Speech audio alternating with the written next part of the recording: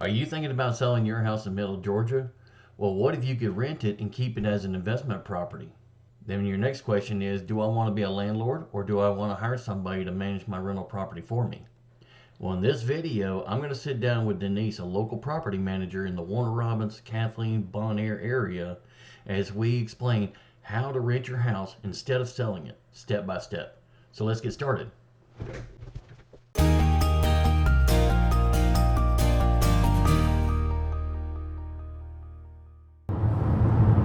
All right, so let's talk about some property management. So what is your process, let's say from first phone call, I need you to rent my house, to signing an agreement with the tenant that moves in? How's that process look like? Well, when they first call, first I have to build a rapport with them so that they trust me enough to do it, to manage their property. And if that works, then the next thing is I generally run an analysis on the rental so that they can see in black and white exactly how much it'll rent for, according to market standards. Where are your service areas? Oh, the service areas. No, I do Hawkinsville, Warner Robins, and Perry. That's about it. And Bon Air and Kathleen, of course. Yeah, Houston County, Houston and Pulaski County. I really don't like doing Macon. I will, under certain circumstances, obviously Autumn Trace, but... Okay, so they call you, you talk to them, they're in an area that you're able to service, and they want to do business with you. What goes from there? From there, I send them a sample agreement between me and them so that they see what everything is. We discuss what kind of fee structure we want to use, as I have a sliding scale fee structure. Mm-hmm. And then if they're good with everything, they sign the agreement. I take over the property and they just get out of my way and let me do it.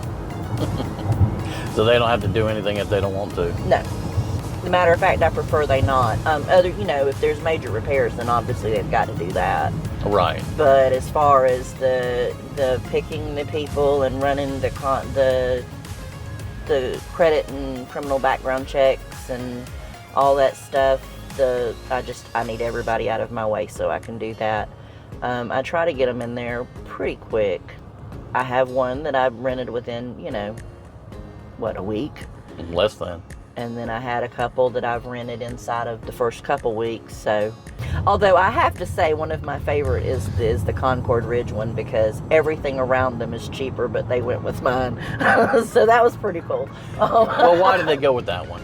Because it had a bigger lot and a fenced-in yard. Fenced-in backyard. And they were coming from an apartment, so they really wanted space. They wanted to plant a little garden and that kind of thing. So, and everybody else around there, they were new houses, but the lots were like tiny. 0.15.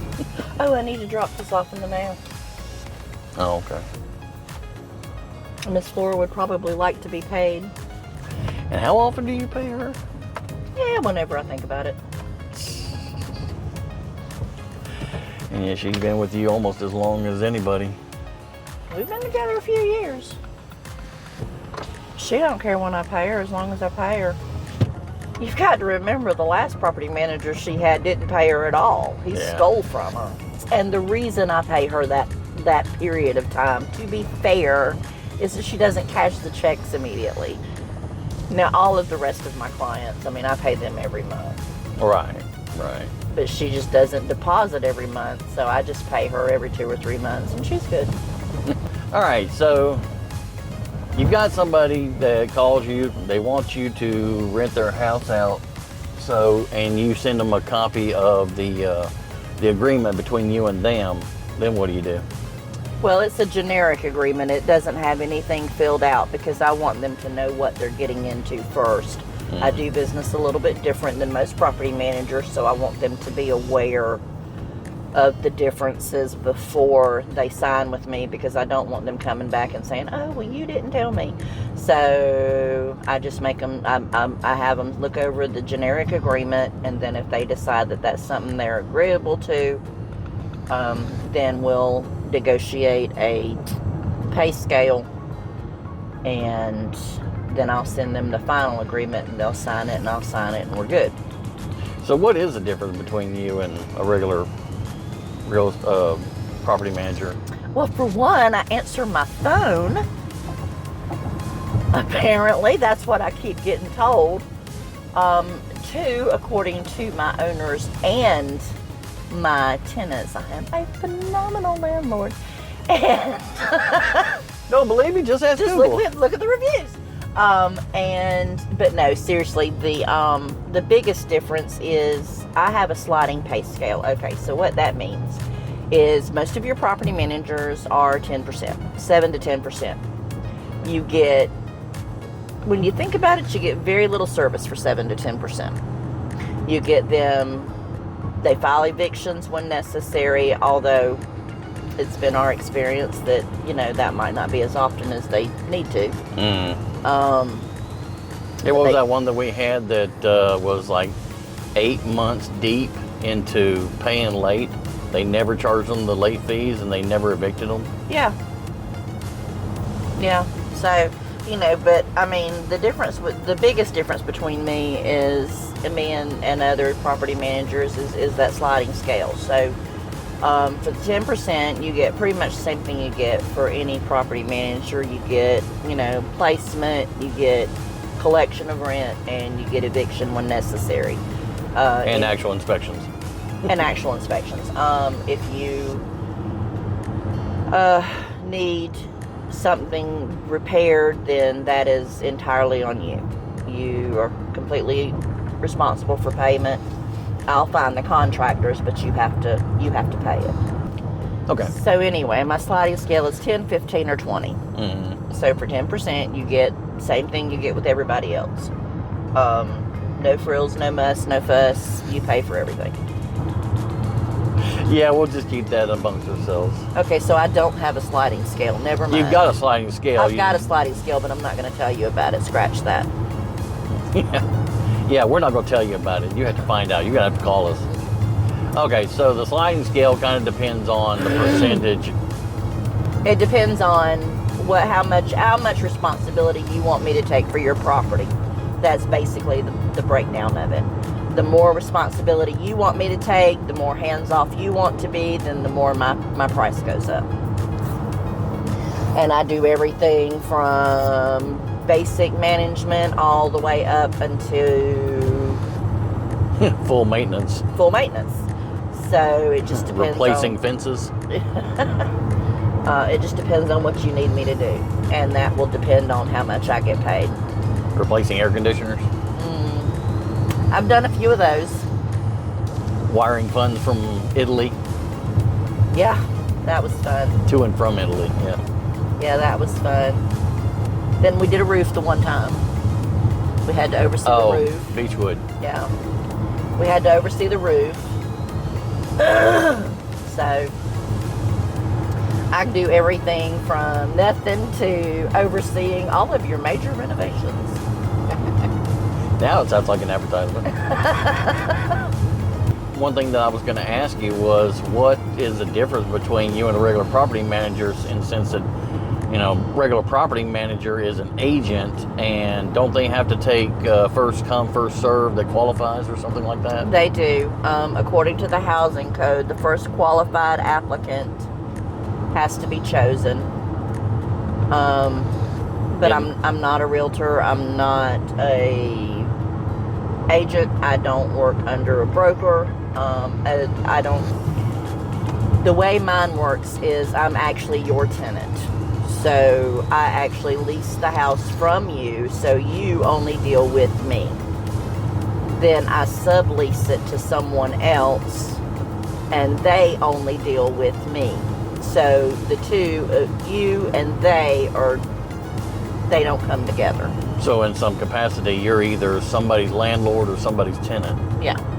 I'm in the chain of transaction, which changes the tax ramifications. It changes the vicarious liability ramifications. It changes different aspects of rental ownership.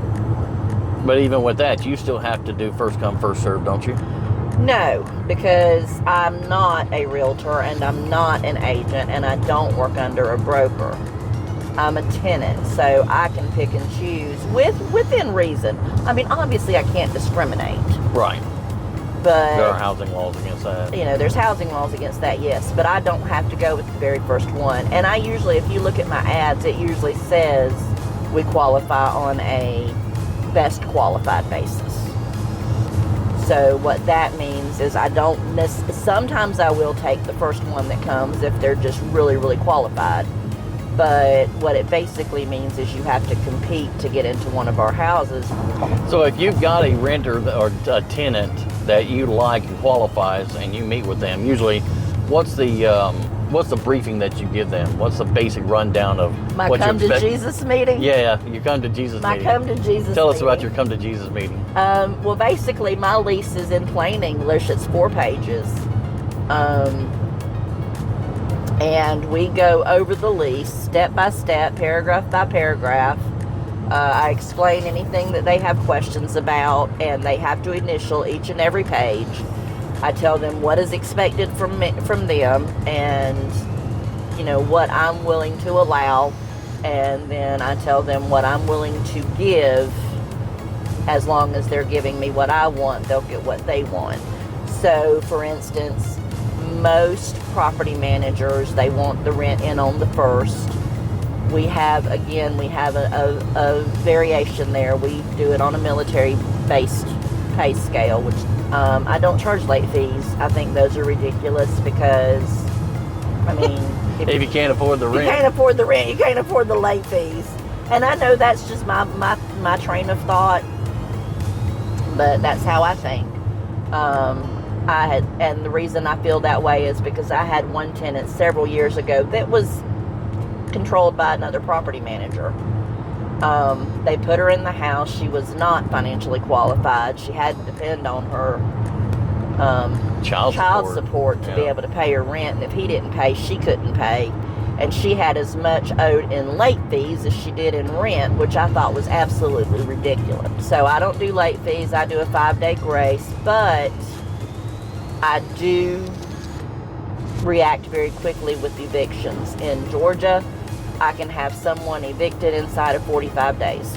But if I send you your demand, if you do not pay the rent in the allotted time, I immediately file for an eviction. You have the option to buy out the eviction for a fee as a one-time courtesy. But if I have to file eviction again, you're out.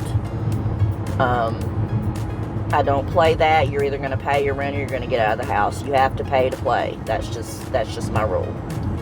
It makes sense because the mortgage companies don't give you any slack. You can't just not pay the mortgage and expect everything to be okay. So you can't just not pay the rent and expect everything to be okay. I treat my tenants very well. Refer to Google reviews. Refer to Google reviews. So once you got somebody in there, I mean, what's the bottom line rules that you tell them? Well, there's a few. I mean, obviously, first and foremost is pay your rent on time or get out. Second is everything has to be the agreement. If you tell me that you don't have pets and I come by there and I find out that you've got pets, that's an automatic termination. Do not lie to me and do not hide from me. If you are having a problem paying your rent, if you are in trouble, your car broke down, you have to use some of your saved rent money, whatever the situation. If Wife's in the hospital. Wife's in the hospital, whatever. If you will talk to me and let me know what's going on, then I will be more willing to work with you. If you hide from me, I'm not going to work with you. I'm going to tell you to pack your stuff and leave. I am very reasonable, but you have to let me know what's going on. And that doesn't mean wait until I've called 5 times and I'm getting really frustrated. That means as soon as there's a problem, you call me and let me know. We can work it out. Aside from that, because we work in a military town, we also don't penalize you if you have to leave. So if the military has to PCS out on orders, how would you address that? Well, the same way I would with anything else. You leave the house in a decent condition. Everything's caught up like it's supposed to be. I'll give you back your deposit, at least less any damages. I mean, really and truly, to be fair, if the military is told you've got to go, the landlords don't have a say. Right. That's the government saying, you're not holding him there or her there. They've got to go. So you treat military relocations and civilians pretty much the same, as long as they put the house in good condition, clean it up, get it ready to rent again. They can leave. They can leave peacefully without me withholding their deposit. Nice. The only time I withhold their deposit if there's significant damages or if they're behind on rent. I have no problem with that. And that's another way I'm different from standard property managers, because I can't count the number of people that I've been told that have told me that they didn't get their deposit back, even though they cleaned up the house. Because of some BS excuse about... Because of some BS excuse about whatever. In most cases, they didn't get any deposit back. And I don't do it that way. I'm not going to do that to you. If you have a legitimate reason for leaving, whether it's personal or business, I'm not going to hold you prisoner. You can go. You can go with my best wishes. Well, a lot of property managers want to use the excuse that, well, you didn't finish out your agreed time frame. Yeah, I've got a couple that I work with now that I think that they're just getting ready to, they've just passed their 1 year mark and on their anniversary, and they've already put in for separation and they're headed to Arizona. So they're going to be out, and by the time they leave, they're both going to be civilians.